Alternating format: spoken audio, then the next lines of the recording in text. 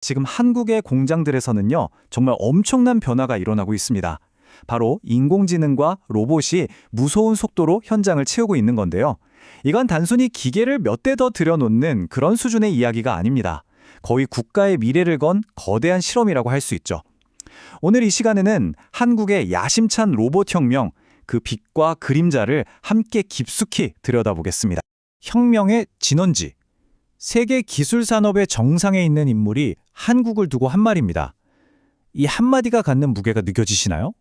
이건 한국의 로봇 기술이 이미 전 세계의 주목을 받고 있다는 뜻이고, 이 변화가 더 이상 우리만의 이슈가 아니라는 걸 아주 명확하게 보여주는 거죠. 자, 그래서 오늘은 이런 순서로 이야기를 풀어가 볼까 합니다. 먼저 정부가 그리고 있는 로봇 드림이 뭔지 살펴보고, 그 이면에는 어떤 인간적인 대가가 따르는지 알아볼 겁니다. 그리고 우리의 사회적 안전망은 과연 충분한지, 또 이 전환이 모두에게 공정한지 질문을 던져본 뒤에 마지막으로 기술과 인간이 함께 살아갈 미래의 갈림길을 조망해 보겠습니다. 좋습니다. 그럼 첫 번째 장, 한국의 로봇 드림부터 바로 시작해 보죠.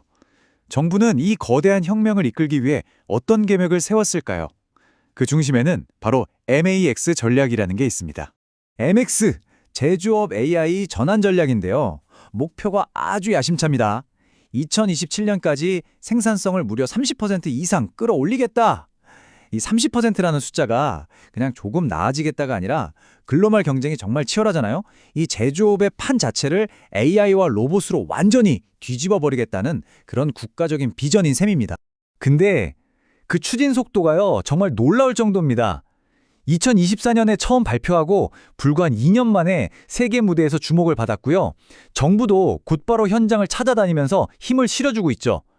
2027년이라는 목표를 향해서 그야말로 전력 질주하고 있는 겁니다. 하지만 이렇게 눈부신 발전의 이면에는 또 다른 이야기가 있습니다. 기술의 진보와 현장에서 일하는 사람들 사이의 긴장감, 바로 인간의 대가에 대한 이야기로 한번 넘어가 보죠. 자, 먼저 이 숫자부터 한번 보세요. 플러스 23%.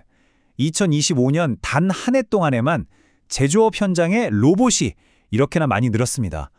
야, 정말 인상적인 성장세죠? MIT X 전략이 아주 순조롭게 진행되고 있다는 강력한 증거처럼 보입니다. 그런데 말이죠. 바로 같은 시기에 또 다른 숫자가 있습니다. 제조업 일자리가 2.1% 줄었습니다. 로봇은 늘고 사람은 줄고, 우리는 이 두 숫자 사이의 관계에 대해 그냥 넘어갈 수 없는 질문을 던져야만 합니다. 물론 모든 일자리 감소가 로봇 때문이라고 딱 잘라 말할 수는 없겠죠. 하지만 제조업의 심장이라고 할 수 있는 울산이나 수원, 현장의 목소리는 좀 다릅니다. 로봇이 늘면 우리 자리는 줄어든다. 이게 바로 통계 뒤에 숨겨진 현장에서 피부로 느끼는 현실인 겁니다. 그렇다면 이런 현실 앞에서 정부는 어떤 대책을 가지고 있을까요? 우리의 사회적 안전망은 과연 이 빠른 변화의 속도를 감당할 만큼 튼튼한지 한번 같이 들여다보겠습니다. 이 그래프를 보시면 지금 상황이 얼마나 심각한지 한눈에 들어옵니다. 한쪽에는 일자리를 잃을 위험에 처한 노동자가 무려 120만 명이나 있어요. 그런데 다른 한쪽, 정부가 재교역으로 품을 수 있는 인원은 1년에 고작 5만 명뿐입니다. 이 아찔한 격차야말로 우리가 지금 당장 마주해야 할 가장 시급한 현실입니다. 그럼 다른 선진국들은 어떻게 하고 있을까요? 독일 같은 경우는요, 아예 노동 4.0 대화라는 걸 만들어서 기술 도입을 결정할 때부터 노동자들이 참여하게 해요. 일본은 고용을 유지하는 조건으로 보조금을 주고요. 하지만 한국의 MTX 전략은 기술 도입 자체, 즉 속도에 더 집중하는 모습이죠. 여기서 질문이 생깁니다. 과연 속도만큼 사람에 대한 고민도 충분히 이루어지고 있는 걸까요? 자, 이제 우리는 좀 더 근본적인 질문에 다다르게 됩니다. 이 엄청난 기술 전환으로 얻게 될 이익은 과연 누구에게 돌아가야 하는가? 바로 공정성의 문제입니다. 한번 생각해 보세요. AI 로봇 덕분에 생산성이 엄청나게 높아졌어요. 그럼 그로 인해 생긴 막대한 이익? 그 과실은 과연 누구의 몫이 되어야 할까요? 그저 기업의 성과로만 남아야 할까요? 아니면 우리 사회 전체가 그 혜택을 함께 나눌 방법을 찾아야 할까요? 이 질문에 대한 답이 어쩌면 이 기술혁명의 성패를 가를지도 모릅니다. 노동계의 목소리는 아주 절박합니다. 터무니없이 부족하다. 이 말은 단순히 일자리가 줄어드니 불평하는 게 아니에요. 변화의 속도를 우리 사회가 따라가지 못하는 사이에 그 과정에서 가장 취약한 사람들이 가장 먼저 뒤처지고 있다는 아주 아픈 경고인 거죠. 그리고 또 하나의 중요한 질문은 바로 투명성에 대한 겁니다. 정부가 효율성을 높이기 위해 로봇 안전 인증을 간소화한다고 해요. 듣기에는 좋죠. 그런데 우리는 자연스럽게 물을 수밖에 없습니다. 그 과정에서 혹시 노동자의 안전처럼 절대 간소화되어서는 안 될 가치들이 희생되는 건 아닌지 말입니다.